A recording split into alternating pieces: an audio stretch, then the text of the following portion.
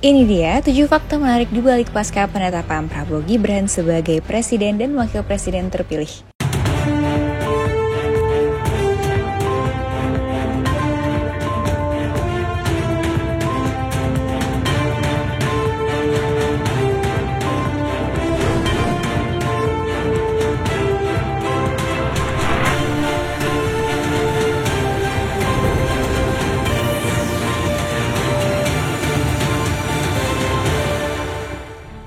Komisi Pemilihan Umum KPU RI resmi menetapkan Prabowo Subianto dan Gibran Rakabuming Raka sebagai Presiden dan Wakil Presiden terpilih Republik Indonesia.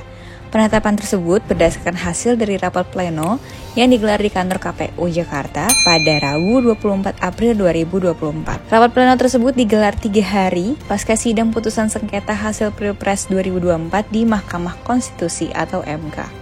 Gugatan yang diajukan oleh pasangan calon atau paslon nomor urut 1 Anies Baswedan dan Muhaimin Iskandar dan paslon nomor urut 3 Ganjar Pranowo dan Mahfud MD ditolak MK. Pembacaan berita acara KPU tentang penetapan Prabowo Gibran sebagai Presiden dan Wapres terpilih dilakukan oleh Ketua KPU RI Hasyim Asy'ari.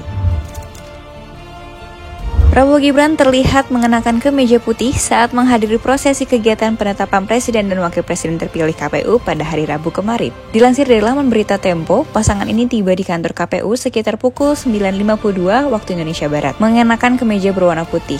Nampak sejumlah ketua umum partai politik pengusung Prabowo Gibran mendampingi ketua umum partai Gerindra dan wali kota Solo tersebut. Prabowo mengatakan bahwa ia dan Gibran akan mulai bekerja keras dan mempersiapkan diri guna melanjutkan pemerintahan yang baru.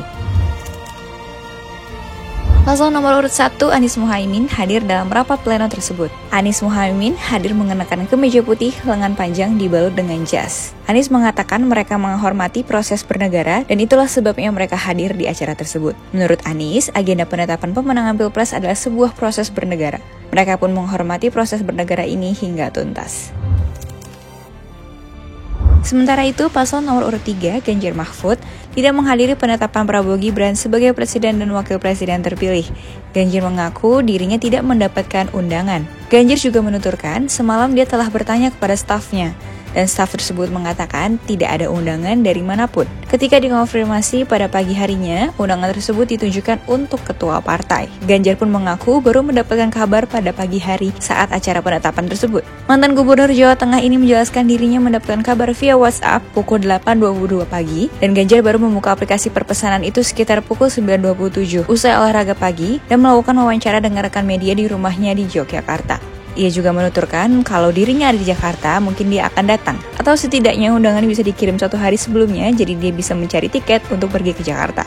Sementara untuk Mahfud MD, belum menjawab ketika dikonfirmasi. Salah seorang stafnya mengatakan Mahfud sudah memiliki agenda lain. Acara ini juga begitu spesial karena dihadiri sejumlah ketum partai politik. Adapun para ketua umum partai politik yang mendampingi mereka adalah Ketua Umum Partai Golkar Airlangga Hartarto, Ketua Umum Partai Demokrat Agus Harimurti Yudhoyono, Ketua Umum Partai Amanat Nasional atau PAN Zulkifli Hasan, Ketua Umum Partai Bulan Bintang atau PBB Yusril Ihza Mahendra, dan Ketua Umum Partai Solidaritas Indonesia atau PSI Kaisang Pangarep. Seluruhnya hadir menjadi simbol kekuatan dan solidaritas Koalisi Indonesia Maju yang mengawal pasangan Prabowo Gibran hingga tuntas.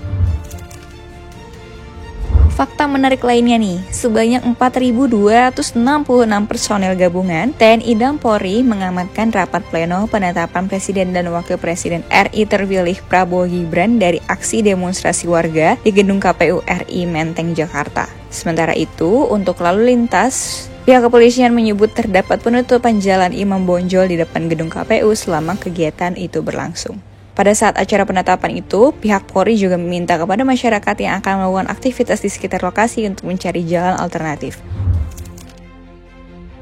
Yang gak kalah menarik dan akhir-akhir ini sering diperbincangkan pasca penetapan Prabowo Gibran sebagai Presiden dan Wakil Presiden adalah pertemuan Surya Paloh dan Prabowo Subianto. Partai Nasdem resmi mendukung pemerintahan Prabowo Subianto dan Gibran Rakabuming Raka. Adapun sebelumnya, Nasdem merupakan partai pengusung pasangan Anies Baswedan dan Muhaimin Iskandar, rival dari Prabowo Gibran pada Pilpres 2024 lalu. Dalam kesempatan ini, Paloh menjelaskan dirinya merasa terhormat karena diterima dengan baik oleh Prabowo. Menurutnya, Prabowo adalah Ketua Umum Gerindra sekaligus sahabat baiknya. Sebelumnya, Ketua Umum Partai Nasdem dan Surya Paloh mengklaim klaim pihaknya dan Partai Keadilan Sejahtera atau PKS siap jika harus bergabung atau menjadi oposisi dalam pemerintahan ke depan.